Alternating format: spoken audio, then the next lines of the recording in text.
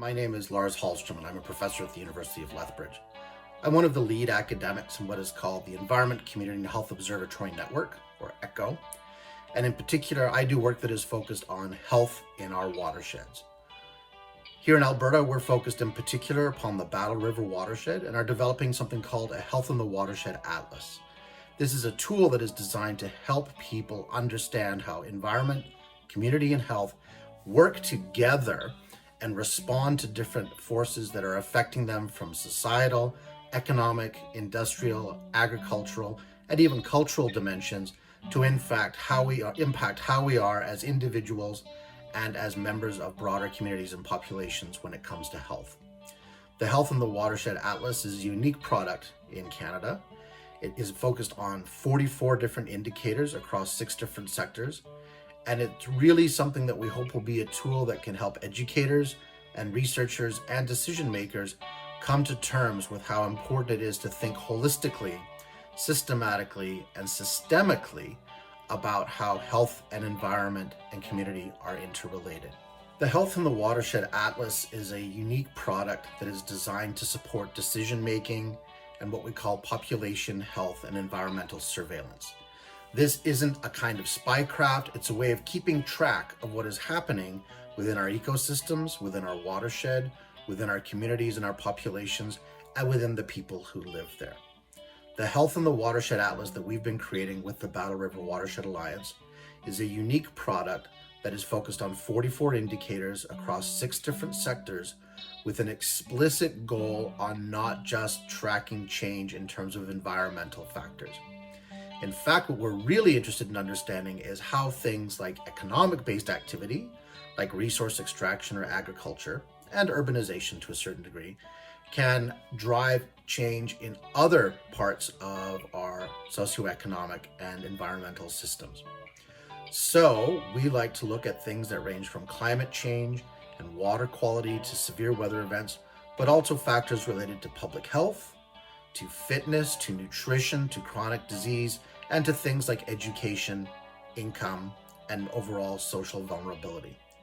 The Health in the Watershed Atlas is really an attempt to move watershed-type surveillance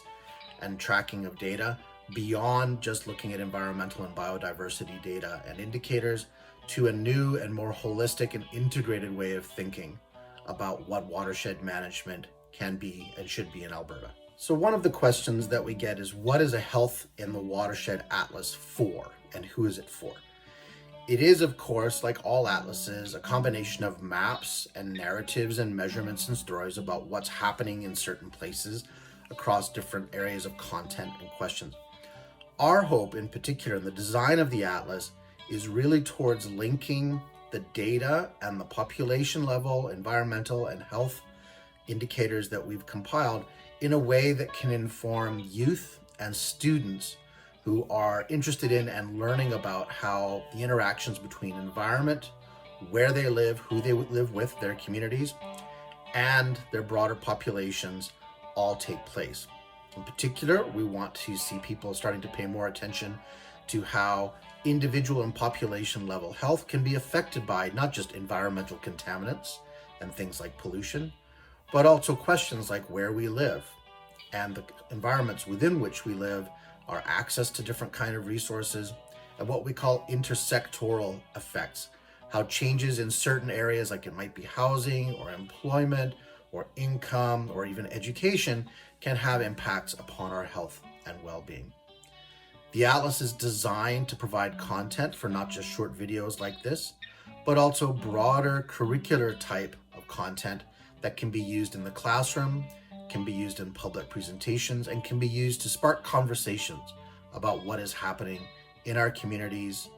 in our populations, and in our watersheds. When the Health in the Watershed Atlas for the Battle River Watershed is completed, it will be about 500 pages of text and maps. There are over 100 maps that are focused on the watershed that have been compiled by the staff working in the ECHO network. And of course, there are explanations of the data that are used, what they mean, how they can be interpreted, how they can be applied, and of course, how they fit into other questions like the public policies and the regulatory structures that impact them. As the atlas is completed, it will become the foundation for a series of short videos tied to specific questions and content driven by these maps and the research that's gone into the background analyses with them. It will be tied to broader discussions of what health in the watershed means once we move beyond questions of environmental contamination and clean drinking water and water supply and water quality. And it will provide content across a number of different platforms, including TikTok, YouTube, and we hope curricular changes in the province that will allow students to engage with questions of what the environment in their community is like, how they might think about measuring what's going on in their environment and in their community across environmental, community, and health sectors using the indicators that we've developed. We hope it might spark conversations within communities at the municipal or the regional level about what the economic, environmental, social, and health profiles of those communities are and what the causes and effects of those particular dynamics can be.